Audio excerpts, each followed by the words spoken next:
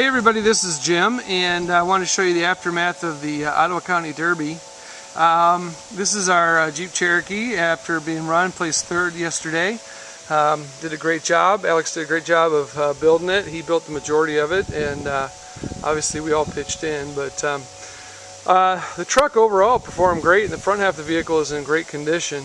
It's the back half that we're most concerned about at this point. We have to make a decision as to whether we're going to rebuild it or just scrap it or what we're going to do with it.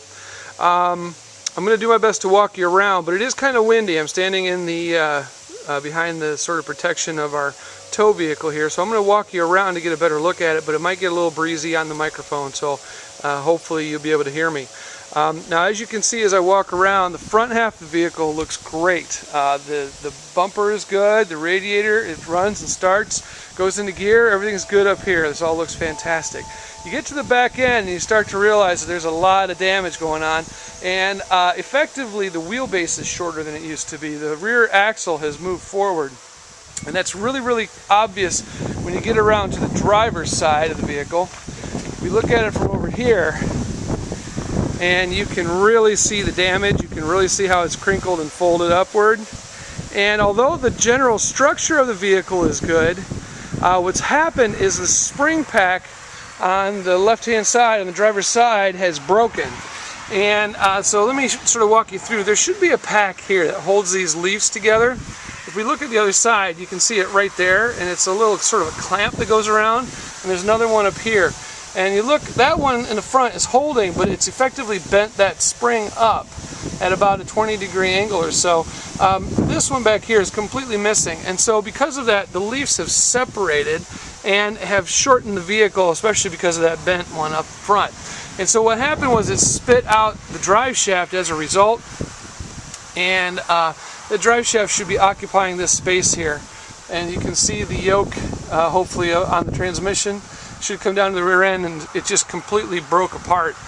Now, if you look here, you'll see this is a 3/4 inch rod. Obviously, I'm a little distant from it. My hand looks huge by comparison, but that's a 3/4 inch threaded rod that was welded right here, and that's about a 10-inch space where that broke, and then it bent the frame up that far. On this side, it also broke, and it's up about 4 inches from where it ought to be. And this is the anti-sway bar running across the top, which also broke. The mounting bracket to it did on this side, and that's way up there, about, again, 10 inches or so above where it should be. Now that line you see running up, that is a breather tube for the brake line. It's sort of like an evaporative tube, essentially, that lets moisture out of the system as we understand it. But if we walk around over here, we see that what's actually happened is this is the brake line that pressurizes the brake line, and the connection point right here, you can see it's just ripped it completely off, and obviously there's no way that's going to stay together like that. So you know, in truth, you get out there in the Derby, and I don't even know if I even had brakes on this, because most of the time it's so muddy that you don't even use the brakes when you're in the Derby. You just throw it in gear and go. So at any rate, that's kind of what we're facing. We have to decide if we're going to try and fix it up again to get it out at Wood County, which is being held August the 6th on a Monday, or do we just say, you know what, it's not worth the time and effort and money to throw at it. We'll just pull the engine tranny out and save that and scrap the rest of it. So we're going to have to make that decision here.